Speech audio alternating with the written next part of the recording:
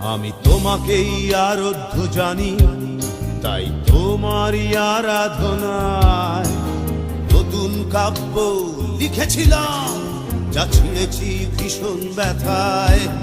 তুমি মনের সিঁড়ির প্রতিটি ধাপে রাখো আত্মপ্রবঞ্চনা।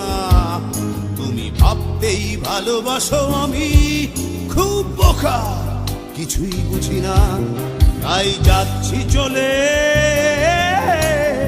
ক্ষমা করেই তোমায়। তাই যাচ্ছি চলে ক্ষমা করেই তোমায়। বিদায় বান্ধবী বিদায়, আমিও ভুলে যাব।